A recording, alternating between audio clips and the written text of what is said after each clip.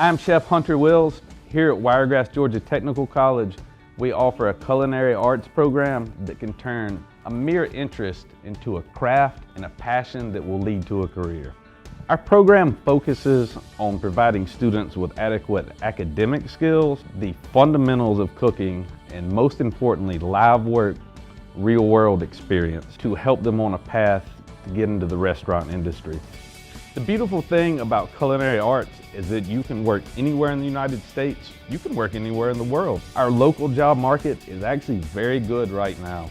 And I've had dozens of spots I've needed to fill from our program.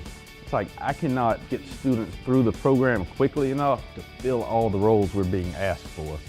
The benefit of having a culinary arts degree is being able to move above the rest very quickly. It's when you start to see salary anywhere from $35,000 to $55,000 in our area, but in the larger cities, the resorts, you would see executive chefs or food and beverage directors who are making upwards of $100,000 a year.